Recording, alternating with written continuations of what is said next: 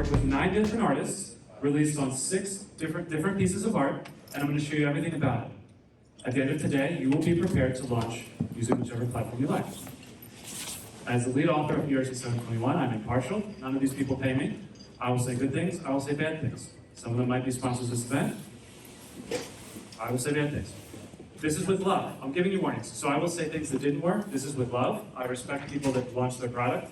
So if things didn't work, talk to me. I will share all the details and we'll fix it together, right? If you're thinking of launching an NFT, I hope today you'll be inspired and you'll be able to realize that this is so easy. But yet again, the hardest part is actually finishing your artwork. I did all this in 2 days. The hard part, the presentation, that took forever. But actually releasing the NFTs, I did 6 collaborations with 9 artists in 2 days. So you can get these things done. Here are all the platforms that I saw. If you know another platform, tell me afterwards. But these are the ones I got on Twitter for my question. These are all the ones that I went. I went to sign up on every one of these platforms, and I will share all my experiences today. But I'll save some time, because half of them are not accepting applications. In between these 2 art events, if I can't sign up, maybe you can't sign up. So I cannot recommend you to join any of these platforms that I couldn't sign up on between the 2 largest art events. Before the largest art event in the US right now, right? So they're gonna have more of a backlog tomorrow, is what I'm trying to say. So of the remaining, there are 6. I'll go through every one. Here are the 6 pieces. On your table today, you have a colorful page that shows all the different platforms. That's the cheat sheet. So all the slides I have here, you can download. There's a lot. I'll move quickly. On the other side of the sheet are the 6 NFTs I'm dropping. Right now, if you're on my Twitter, you saw it. If you're here, you just flip the page over. It's now live. These are 6 different pieces of art using 6 different mediums with 9 artists. So I will show you a case study, 6 case studies, my experience with the artist, what they thought getting into this, which platform we choose, and what happened. It's a case study, so we're going to learn things together. All different types of art, so I'll go through it. The first one is a sketch. This is my book. I take all my notes. In here is a sketch that I did with NFT Hype Man. He and I sketched at NFT NYC, and we said, we're going to make this my first NFT collab, so we will hashtag NFT collab. So I literally have dice, because there's 6 choices, and we chose Raribles. Raribles has multiple choices. I always choose the default, because I want to show you what the experience is like if you're not experienced. Yeah, there might be other buttons. I just tried to make it work, and I want to show you what I saw, what worked and what didn't. So this is Raribles singles collection. This is Ethereum mainnet, and this is also using IPFS to store the images. This is an image I took with my wife's iPhone. It is a 60 megabyte image. iPhone, if you do it raw, the photos are big. And these are details you want to know if you're releasing an NFT, okay? I talked to the artist, and I said, what are your expectations for licensing, usage of this artwork? Because the platform might not give you choices. I want to know before you get in. So he's got a real Pirate Bay copy me style of start a timer.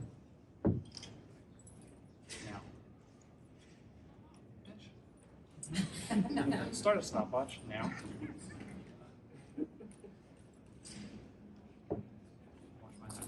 So he's really use whatever you want. I don't care. So I want to know about that before we go release something on a platform that restricts it a different way. He didn't care about the price, and so this is dropping right now for 0 ETH. So here's my experience with Rarible. You show up, there's a singles collection, there's a multiple, if you want to do a series or a one-of-one drop. So we did a one-of-one. You can upload it. They support video and photos. That's the most popular. They have different types of auctions, so fixed price, bids. This one, let's see. Pick my artwork. All these slides are on the QR code. So if you want to see all this stuff, it's on that sheet. So this one was very interesting. It had, when you place this one, you place a bid, and then that bids have to be 5% more. Not all of them have that. And if they don't, that's a huge problem. You could schedule this auction. This was really important. This one is on sale for a week, starting right now. So that was important to me that I could launch this with you, and you would have 1 week to buy it. Our bid on it starts at 0. So that was something I really cared about. We typed in the text. So I always want to have a good metadata. You know, good artwork is not just a picture. You've got to have the whole story. I had some properties, some metadata, so I filled in the size of the sheet, the medium, pen and paper, got a nice Muji pen, talked about that. You could accept different coins. This was good to know. So I accept Ether, the first one. That's it. And so some of the platforms do something where you don't actually mint it on the blockchain, but they call it minting. The word minting is being abused a little bit in the NFT world. So I minted that, and you get confetti, of course. There's this huge problem though. When I got the link, when I was done, I shared it with my friend, and they opened it, and the page on their phone downloaded an 80 megabyte image. Oh. So it didn't load at all. So there's my photo, and after like a minute, it finally loaded. So I had to figure out what's going on. It turns out that when you release on Rarible, it puts the whole image up there, and then it launches it. And then later, like a half hour later, it thumbnails it. So this is something you want to know before you embarrass yourself. This is why you paid good money for it. So here are my notes. The auction was great. Has snipe protection. It prevents a DOS attack where you could actually have two people bidding back and forth at the same price. That's actually a huge problem. It prevents against that. You can schedule it. Oh my God, like you actually want to prepare for your speech, not me being in the back of the room dropping my NFTs because it has to be launched at the exact time that I want to launch it, right? I really respect that. They use the word mint. I'm going to ding them for that. There's no gas payment. Other ones cost a lot of money to drop. And they pay me slow to load. Case study 2. This is a photo manipulation art. So this is my self-portrait in the style of a Hugh Laurie photo that I love. So that's a photo of my self-portrait. And then I worked with Sean from Conwell's Club, and he manipulated it into this. So this is a collab. Every one of these, I'm talking to the artist. I want to know their expectations. This was on Mintbase, which also uses Arweave. His expectation was that if you own the artwork, you can use it as a profile photo, and you can display it in a gallery. And if you don't, you should delete it. That's his expectation. If you want to print it, you can print what you have, but if you want high res, you should contact him. So I'm not doing this to sell my artwork. I'm doing this for you to make your own decisions. You should decide. Do you want to upload high res? Do you want people to print?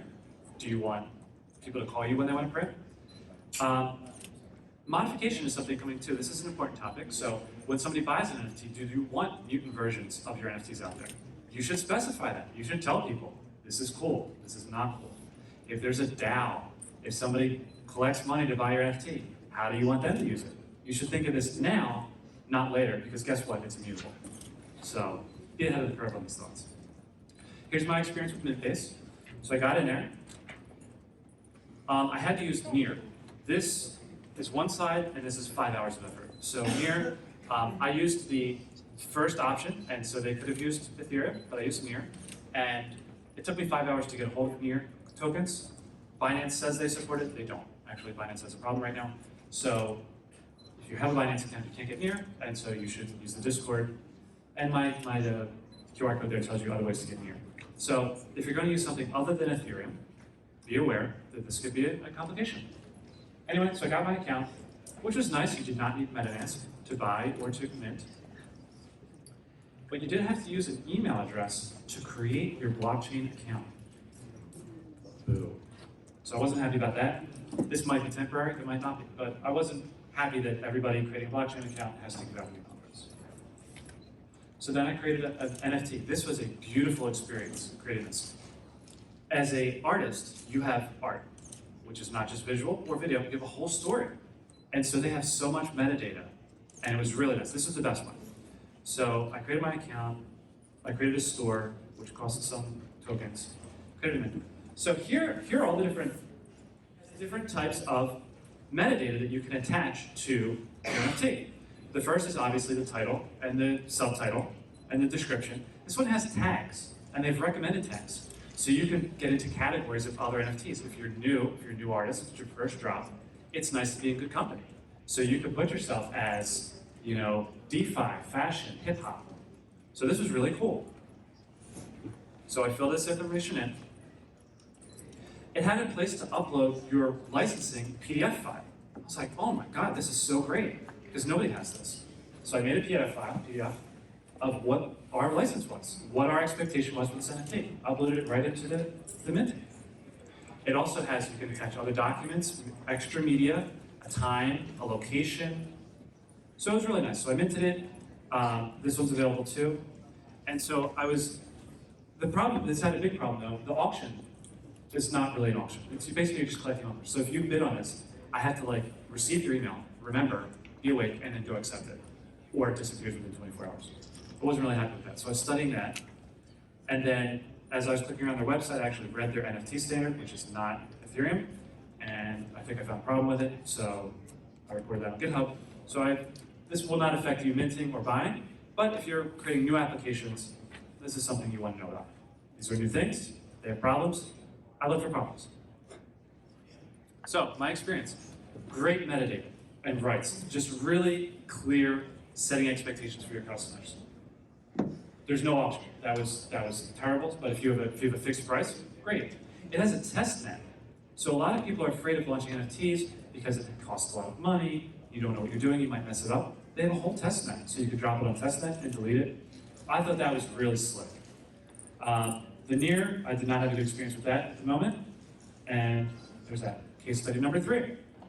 So this is a 4-way joint collaboration, a self-portrait video, a rap audio track, visual effects, and then production, all together in a 20-second clip. Also on the QR code. So I worked with Living with Will from LA.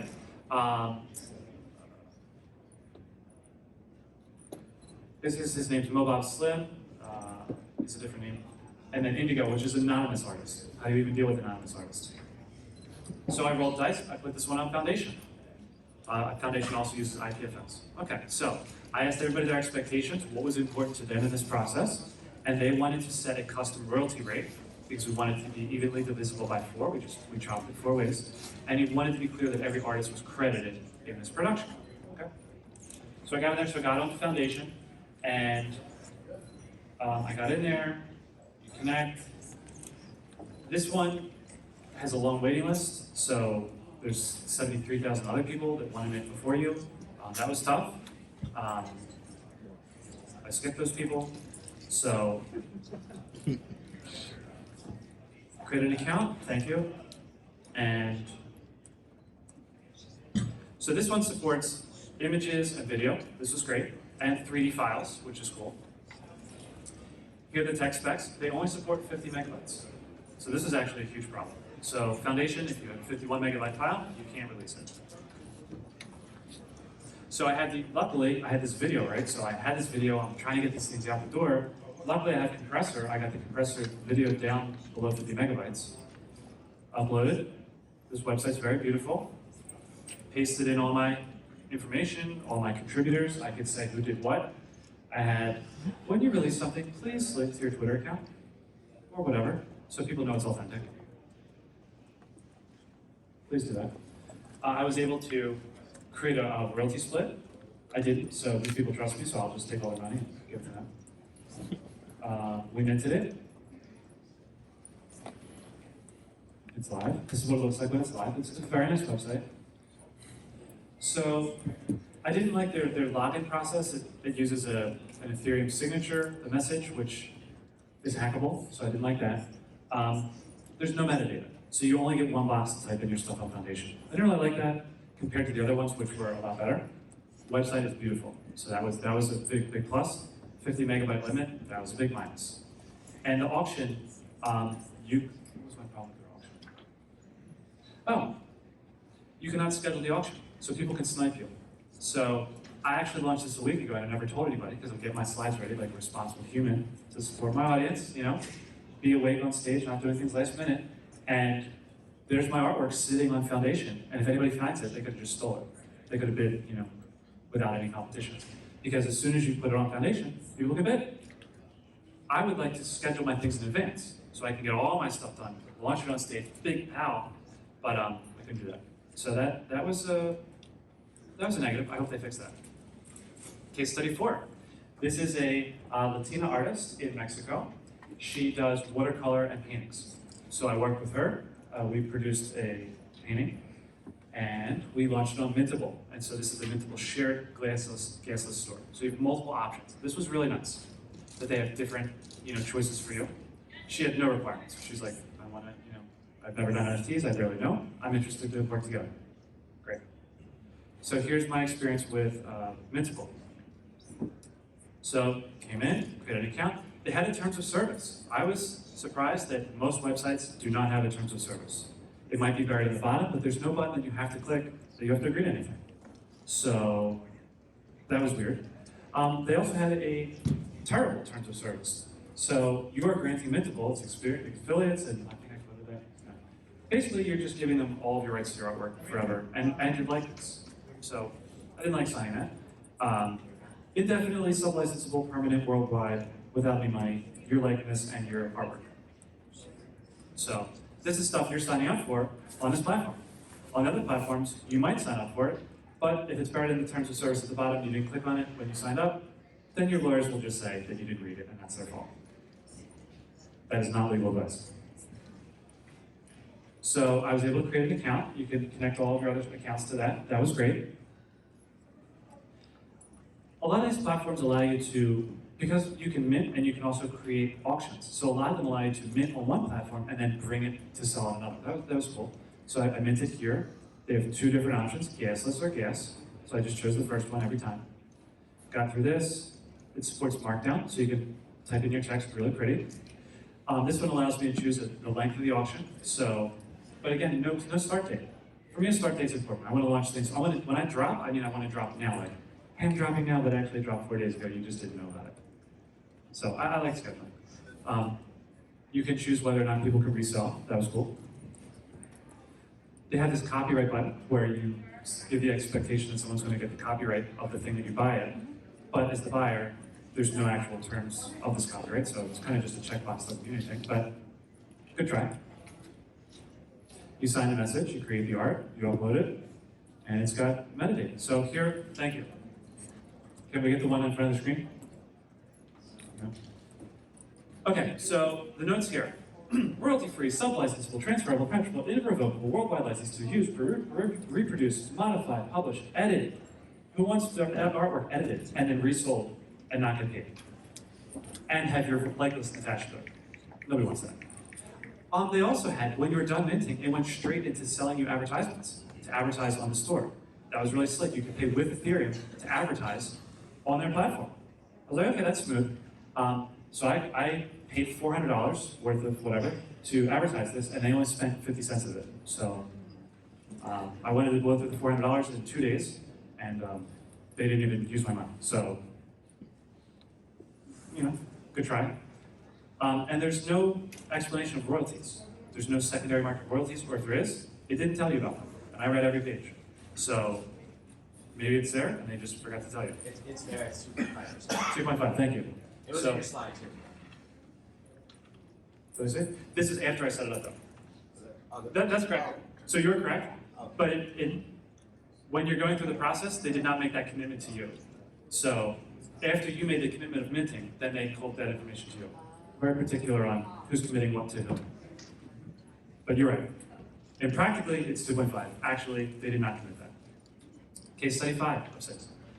This one is inspired by my daughter. This is a visual art. This is a generated art. It's a video, color, LFO oscillator, really cool stuff.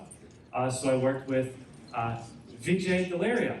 She's a great artist. She is a Latina artist, and she does VJ work. She does geometric shapes and colors and motion, and so it's really great.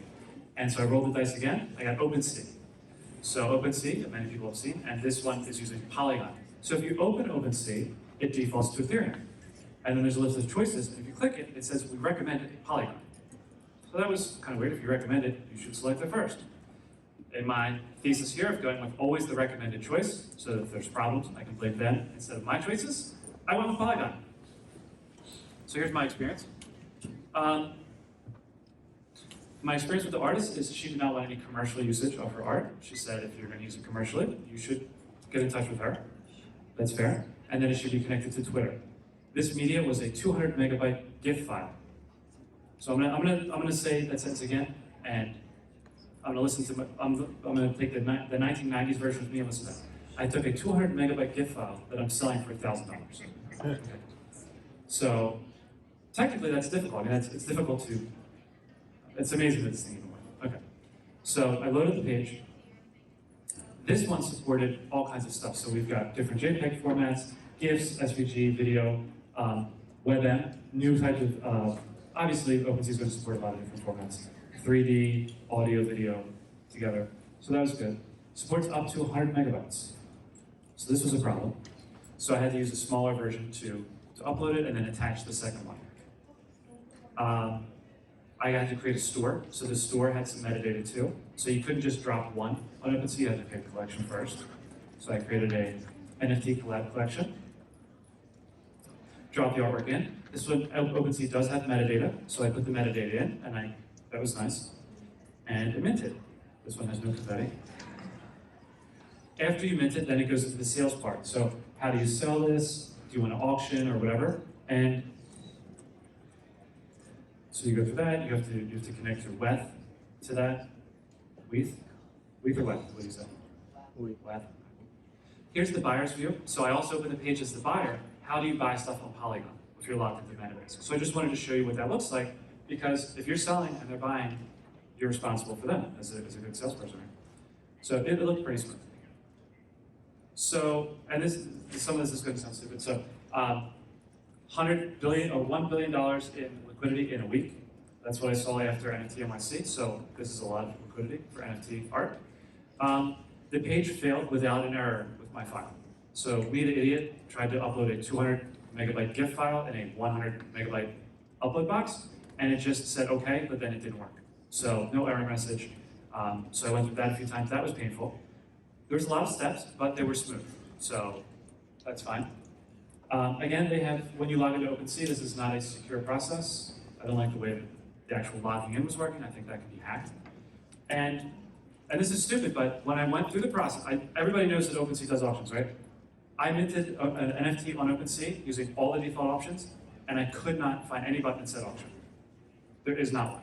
I have screenshots of I took a video of the whole thing, and it took screenshots of the video.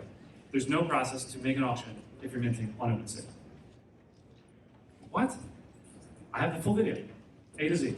There's no button. So if you click every button, if you click advanced and you click every single button, you will not see the word auction. Now maybe if you mint it and then you close the page and then you open the page and then you go into the auction, then you can do an auction. But me telling you, dear audience, I'm not going to tell you to close a page, open a page, and log out and log in. I'm just going to tell you, I used every default option, full stop. And there's no auction. So if you want to do an auction, be careful, because if you follow their normal path, you won't get one. So this one is for sales fixed price. So if you look in the back of your sheet, this one is just fixed price at OpenSea. Number 6, and final auction, final NFT collaboration. This one is with Alaya. Alaya is a well-known travel artist. He does landscapes. This is a joint collaboration.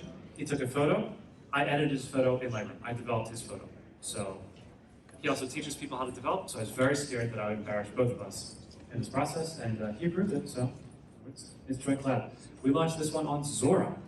Zora is another NFT platform, and I didn't know about it, but I'm learning, and so are you. So Alaya's requirements were that if you purchase this, you should be able to use it as your profile or in a gallery, and you should not be using this commercially. He sells photos commercially to governments when they want people to show up in their country to travel. So he doesn't want photos being used without his permission commercially. So people do it all the time, and then you have to go after those people. The file was a 200 megabyte TIFF file, so this is an uncompressed, full-featured file. I edited it in Lightroom. It's in a 16-bit color.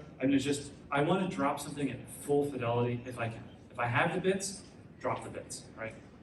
So what was the experience? So we used Zora. We had different wallet options, which is nice. You create a profile, you get a name and description, you drop your media in. It means that this one costs, I put all the prices on the back there. Some of them are a significant amount of money. You have to mint, you have to create an auction. Some of them you have to transfer your NFT to the auction house, and then they give it back if it doesn't sell. There's some of that going on. And this money adds up, so however many $100, I told you there. You minted it. And then again, this one, So the file was too big to show up in this box, and they didn't thumbnail yet. So the page loads, but you can't see your artwork yet. Beautiful photo, listed for sale. So you could do an auction or buy it now. So I had to pay for the auction.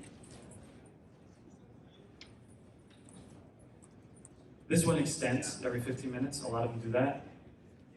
So I was just taking notes. Again, you can look at these slides if you care about this stuff. This one was another problem where the page loaded slowly. So I had to look at this. Why does the page load slowly? If you're going to drop a 200 megabyte TIFF file, can people buy your 200 megabyte TIFF file?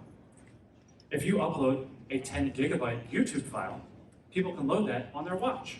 It will work because it recompresses it and scales it down. So you want to make sure that your platform supports these things.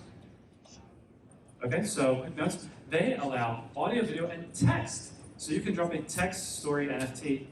Zora is the only one I know that allows that. So that was cool. They have a lot of different tokens that they supported, just piles of tokens that you can sell with. I thought that was really cool. And the page was slow to load, so that was a problem again.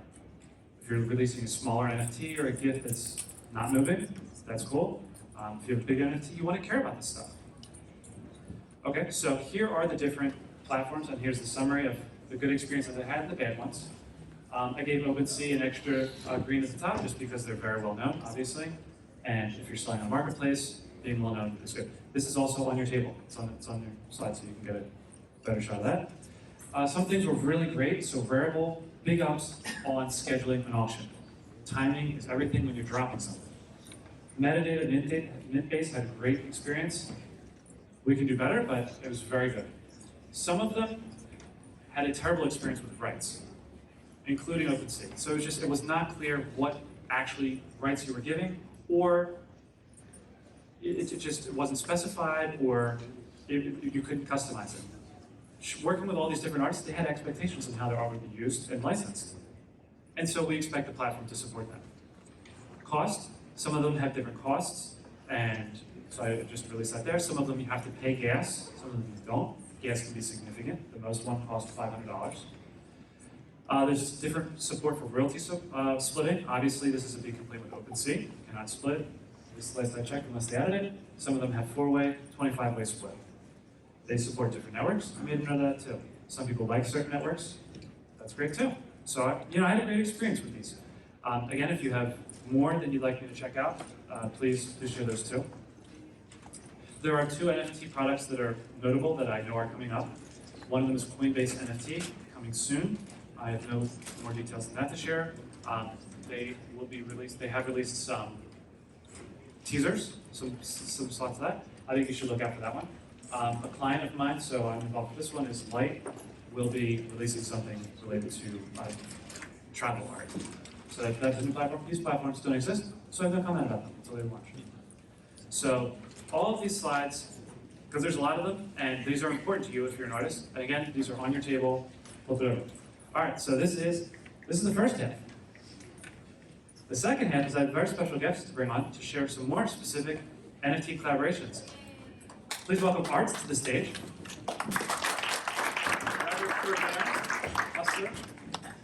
Thank you for having me. What's up, people? How y'all doing? Can I get some noise? I just got out the airport. So I'm a hip-hop recording artist, yes, a rapper and an art curator for the last 15 years in music and 10 years in art. I started by putting out music and then curating my rap shows and concerts to be curated gallery events. In the space so far, I've been in NFTs for about 11 months. I'll give you a quick intro. I use the same method that I built my community and company, Reject Dreams, with in the NFT space. And it was to really build community, showcase artists from different marginalized groups, and work with all different types of artists. I just became the first blue chip rapper ever to sell an audio visual NFT in a blue chip auction house next to Warhol, Basquiat, and some of the greats, right? I say that to say, I've worked with over 50 artists in the space already. I've attached my music, and I've curated collections using other artists' visual art. So, Mr. Will here wanted to bring me on stage because I know a thing or two about minting on different platforms and which platforms to prefer and how to do it, right? So in my experience thus far, because I've done so many collaborations with so many different artists from different You want backgrounds, to show them off? mediums. He's got your video ready. Oh yeah, feel free. You can play, press play on the video, and pretty much this is like a bunch of work I've done in the last 10 to 11 months with all different types of artists from different parts of the world, again, different mediums.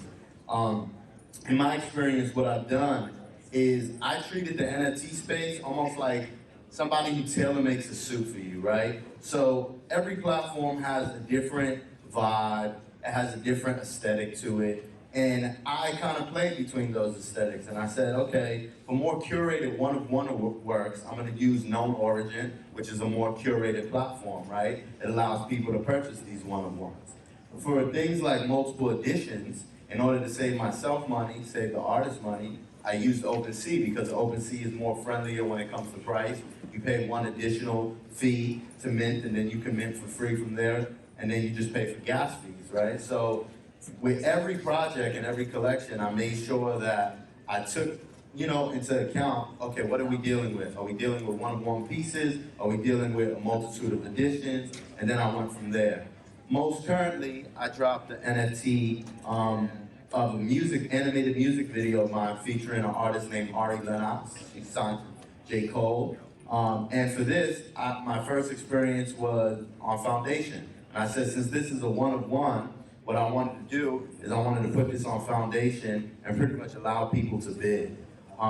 This is my first time experiencing that. Like Will said, there's pluses and minuses to all these platforms, but you really have to sit there and dive into what you're looking for. I wanted an auction. I wanted to make sure the presentation was pretty. I went with Foundation. I also had a collaborator. So with some of these platforms like Foundation or Known Origin, you're capable to actually split the contract. So then when the money gets paid out, when somebody purchases this, I don't have to sit there and send Will his money. He already has his money in the wallet. If I did 70% of the work and he only did 30%, we can calculate that in the contract. So with these different collabs, I made sure that I sat there and said, yo, okay, what is going to fit this project the best? If I have 70 editions or something, I'm not gonna do that on Known Origin. Respect to them, they're good people out there. But I'm not gonna mint 70 different pieces of work and continue to pay those gas fees and collab contracts, right? I'm gonna go somewhere like OpenSea. Now, if I wanna do unlockable content, places like Known Origin is great for that. When I want to do collabs, places like Known Origin and Foundation is great for that too. With my most recent drop with Arweave, I made sure to not only do the collab contract, but there's an unlockable there that whoever purchases this piece will get a full-on experience here at Art Basel. I have about 5 to 6 events. Friday I'll be performing with Busta Rhymes, Noriega, a bunch of legends and greats in the music industry, and that was my incentive. So that's the one thing that I've noticed in this space as well too, as I build more rapport and relationship with my collectors. I made sure that some collectors go to certain platforms looking for certain things. As you see, the explosion of PFP projects, Bored Apes, Cool Cats, which I'm privileged to be an owner of, right? And I got it pretty early. Those are on OpenSea. When you go to platforms like Known Origin or Foundation, you don't really see those PFP projects because they operate on different systems. So, there's a million ways to skin a cat. When you're doing your collabs, when you're minting your art, I feel like experience is always the best teacher. So when I first dove into the space, I probably spent, I would say like close to $2,000 just minting on every different platform. So, and that was able to put me in a space where then when I was navigating artists into the space, from in real world to NFTs, or artists that I was working with from marginalized groups or different countries where crypto is not allowed, like India. Thank you, good sir. Where crypto is not allowed, like India and places of that nature, right? I had to sit there and figure out, okay, which platform is going to be the best to bypass some of this stuff and make it easier for my collaborator to be able to accept this money, right? So again, experience is the best teacher. I would sit there and suggest to everybody in the room who hasn't minted an NFT, whether you're an artist or not, you can mint a tweet, you can mint a photo of your mom, daughter, son, whatever. But it's very important and crucial to actually dive in and see how these platforms work, see how gas fees work, because I've sent money into the matrix, $500, $1,000, and I don't know who it went to. It didn't go to my mom, it didn't go to your aunt, it just went to the blockchain, right? So through these experiences, you're able to actually identify, okay, you kind of build a formula. You know, these artworks work better here, right? These multitude of edition artworks work better on OpenSea. So then it allows me to tailor make my game, so when I'm sitting there and collaborating with these artists, I know where to bring them. You know what I'm saying? If you're looking for hip hop music, I'm not gonna bring you to the EDM club because they're not gonna spin nothing hip hop bass, right? Same thing works with this space, right? I'm not gonna sit there and put an artist in a platform that might handicap them. You know, if there are artists that relies on a lot of collaboration, like myself, I'm not going to put them on OpenSea, right? I've had the pleasure of being on OpenSea with collabs, but that's because a lot of people trust me and vibe with me because I'm a community leader, a builder. So, you know, I like to do good business. But if it's somebody that I don't know from a hole in the wall, I've never met them on Clubhouse, Twitter, I would probably bring them to Known Origin or Foundation, because then I could split the contract and we could build a rapport there to sit there and say, okay, Artz does good business. Now we've sold a couple pieces together. Now I could trust them to float on different platforms, so on and so forth. So yeah, that's pretty much been my experience. I think also a thing that you should realize too as a creative in the space, there's different collectors on different platforms. And some of these collectors also have preferences when it comes to the wallets, what they like, what platform they choose from, what formula they use to purchase their art. You know, so I think it's a good, it's important to keep an eye out on that, because different things are gonna work for different people. When I first started off, OpenSea was clicking for me. Then I went trending on Known Origin. I made the front page. I started minting more there, right? But I have no loyalty to any of these platforms because it's what fits the project and the campaign base. You know, there was artists that jumped on Hickenum and they used Tezos blockchain.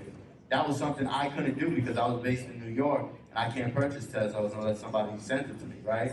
So using what best fits your needs and trying a little bit of everything out until you use the process of elimination to be like, okay, this one works for me, this one not so much, this one's too expensive. I'm definitely not spending $500 when gas is going crazy to mint one artwork. So I'll take the project to OpenSea. All I gotta do is pay one gas fee. I don't gotta pay to mint the collab contract, you know, so on and so forth. So those are my best practices in the space. In these last 11 months, I've done pretty well. Not only for myself, but for the group of collaborators that I've worked with. I've changed my life, I've changed some of their lives, and there's a beauty and a power to NFTs, you know, there's a newfound freedom of expression. My company, which is a music, video, event production company, is now a tech company. You know, I'm able to say I brought in over 6 figures in the last 11 months between myself and the artists I'm working with, right? And that's beautiful because some of these artists are in third world countries, some of these artists come from marginalized groups and backgrounds where they didn't have access to this money. I put a down payment on my mom's house this year just because of NFTs. So I say that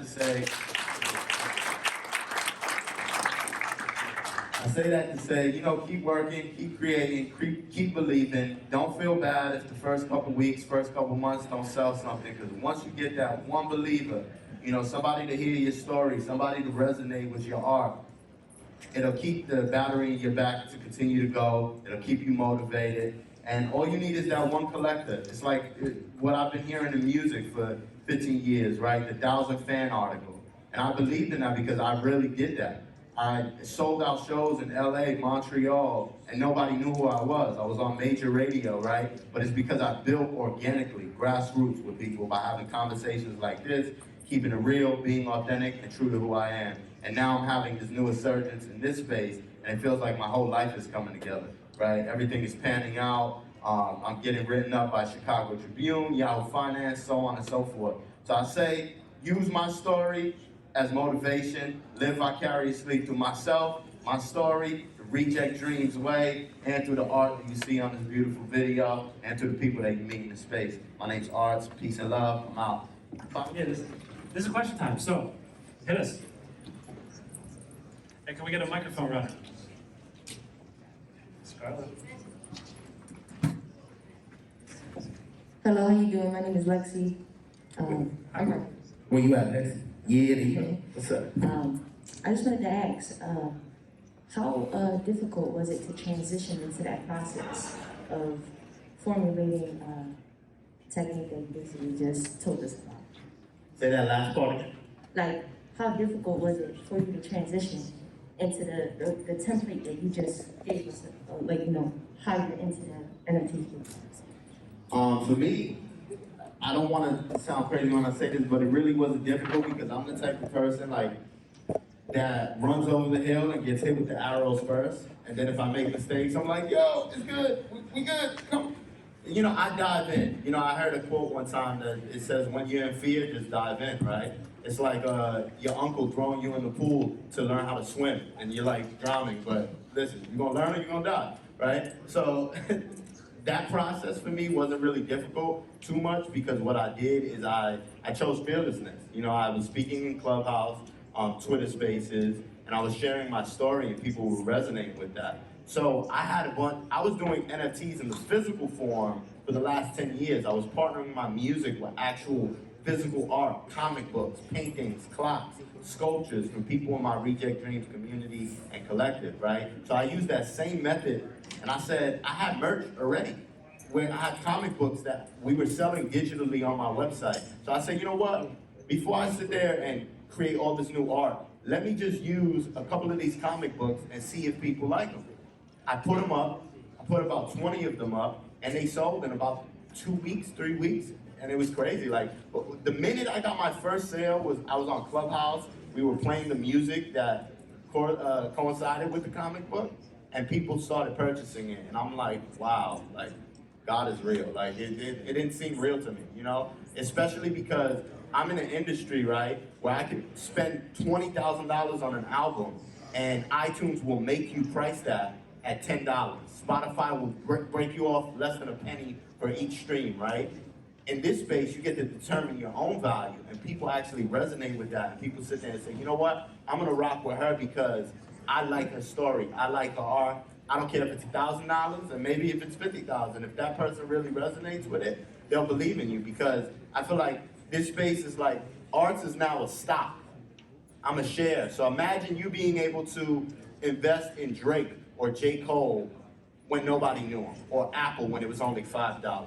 You know, so I would say, just believe, you know? Thank you. No problem. Oh, this one? Scarlett?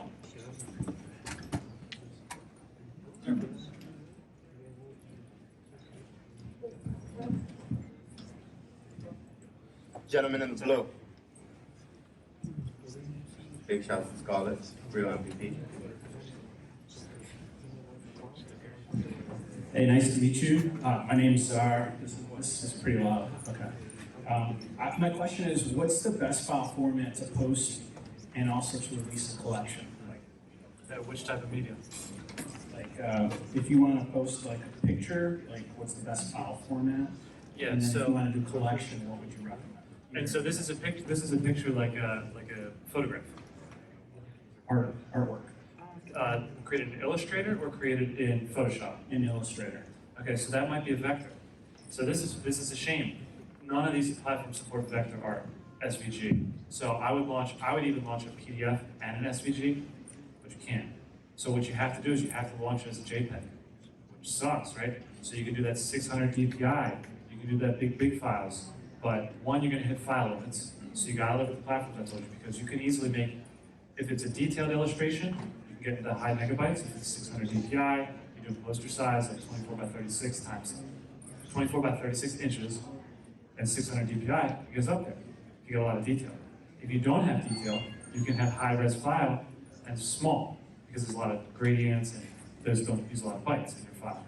So I recommend using JPEG, and this is going to sound stupid, and this is embarrassing myself and everybody by saying it, but what you should do is you should make a Dropbox, and you should put your Illustrator file there, and you should put the drop model inside of your NFT. And yes, that could go down, and yes, you should put an IPFS, I mean, that's cool too, but you gotta get outside these platforms because they're not ready for you yet. Yeah, I think that's a good, very good suggestion too, because What it allows you to sell the NFT, but also have the quality, maintain your quality control. And for a collector, an unlockable experience is an incentive and a reward. So whether it be, I've done like short films to where we show 30 seconds, but then you get a media file or a Dropbox folder in the unlockable, and then people can get the 5-minute file because that's not going to be able to be uploaded. And to answer the second half of your question, collections is really a preference thing. I'm very meticulous when it comes to presentation, like how certain things look. So for me, when I first started doing my like curated collections with all one-of-one editions, I went to known origin. When I went to, when I had multiple editions for each art in a collection, like let's say I have certain collections that have like 12 pieces, I will go to OpenSea because they have a really cool way where you can separate your collections and kind of, you know, they can land on your page and see all the collections, but then you also have a URL to get directly to that collection. So just think, Artz is telling you about dropping a record for $1,000, $10,000, $50,000, right? That's a fan. And not everybody's buying NFTs for $50,000 or records. So you got to think, who's buying a $1,000 illustration file? That's somebody who cares about 600 DPI and who prints on a color-corrected print. Very true. So we wanted, we're skimming off the cream of the crop here. So we gotta connect with those people, and we gotta really deliver high quality. That's why Beats comes on with Apple, right? What do? Lossless. They came in with that 256-bit K-bit MP3 files, which was like ahead of this curve. Now they had lossless. Everybody wants the lossless, this and that. So these are premier. This is premium stuff. And so I want you to make your best impression with your artwork. Right next to you. My name is David Lawrence. That's D-Lore on Twitter. Yeah, so I have 3 different NFT collections right now. The first one is called Punk Portraits. And then just on the side, I launched another one that's called Ode to Kanye, which is all like Kanye West inspired art. And then the other one that I had my question about was called Creators. And that's in regards to the splits that you were talking about. So my Creators collection, it's super new, but basically I have a studio in Orlando where I live, and I'm bringing different creatives into my studio, and I'm taking portraits of them, and then just getting info about their story, and then I'm launching their portraits as an NFT, and my goal is to give them like 40% of each sale, which like helps me, but also helps them because they're getting income, and then beyond that, it's also just like putting their art and their face literally out into the world. So like it's brand new. I haven't sold any of that yet. I put it on OpenSea. I just have like 2 artists up on it so far. But the thing I'm wondering about is, what is your advice for splitting that? Because in my head, I was just like, oh, I'll like wallet them 40%, or like send them like 40% to their wallet. But like if I get 100 artists deep, that's going to be a lot. And I haven't thought about that till now. I have like probably over 40 pieces on OpenSea where I have to manage that myself. So what's up? And it's crazy. It's really crazy. So because you have 2 different. The first part, when the piece sells, you're good, right? Because you know, okay, I'm giving this person exactly 40%. But when that payout happens for the royalties at the end of the month, and you're getting 10%. So if you sell something at 0.7, but then you have a payout of 0.07, now you have to sit down and break that calculation down as far as the math. And then you have to pay for the gas too. So in my experience, what I've done is I've had to manage those things, and myself and the artist has worked out, like once each piece sells, I'll send you it and I'll just minus the gas, I'll screenshot it. But if you're dealing with hundreds of artists, and when these things are on the blockchain forever and things are getting resold, that's a recipe for disaster in a lot of ways, right? So I'd lean more towards, especially when it's one-of-one pieces, towards places like Known Origin or places like Foundation, right? Because that deals with it, they deal with that on their end. I don't have to manage any money. I don't have to send any money out. If it's 50-50, the minute that piece sells, 50 goes to you, 50 goes to me, so on and You're so saying he's doing portraits with different people. You're saying one of one for each portrait with different royalty breakout. Yeah, and it don't gotta be a one-on-one, but I would say platforms that have those collab splits will be much more friendlier to you if you don't want to deal with that. With these platforms that you do splits with, like Known Origin, and I have to talk to the CEO like every other week, right? Originally they had it to where it was just you could split the contract with somebody, you mint and pay one fee. Now they have to deploy a collab contract. You pay that fee, and then you pay the mint fee separately. So sometimes when gas gets crazy, you might have to come a little bit out of pocket more on the front end, but you'll save yourself the headache on the back end. You know what I'm saying? But you'll be surprised because a lot of these platforms, when you do have conversations with them and they understand the troubles of like independent artists trying to mint their work, they're very, Known Origin has been very supportive to artists in the community that might need to offset those original gas fees or minting fees. So I would say, save yourself the headache, but be very transparent from the get-go with the artist. Like, hey, listen, this platform is going to charge us 2 fees. If you believe in the project, let's split these fees, and then if we sell, we split it down the middle. Stage manager came and gave me one of these. I think we have 55 minutes left. So last question, this lady right here. Hi, Artz. Hi. Really enjoyed your talk. I used to work in virtual events, and one thing that we've always talked about are hybrid events. How do you marry the digital world with the physical world and have events side by side? And it sounds like you've always been thinking about things this way and been really innovative about it. I'm curious, do you have any more ideas? You started talking about how you're doing concerts for your communities around the world. Do you think about anything on this? Yeah, for sure. For NFT NYC, I just did an event a couple weeks ago. I brought out over 2,000 people, 3 floors, and I was competing against Bored Apes and all these big brands, right? But I did it by just building community and building rapport with people and just, trying to elevate people as I elevated. My whole ethos and goal with Reject Dreams is to be like a new age Marvel. So when I partnered my music with these visual art assets throughout these last 15 years, 10 years in the art space, right? I wanted to make sure as people was introduced to my music, they also meet the other superheroes within my vicinity, right? So I used that same method and I translated that into real life events. When I'm telling you everybody I ever wanted to meet was at my event a couple weeks ago, Christie's, Disney, Rock Nation, right? Record labels that met me 2 years ago that were telling me what I was doing was worth billions of dollars but not cutting me any checks. Now these people are calling me all the time because I created my proof of concept by staying grounded, sticking to the plan, building community, and when you build that community and it's authentic, people show up. There was a line 2 blocks down in Times Square, the building, Quad Building, which is a historic music building, the owner called me and said, we've never seen anything like this.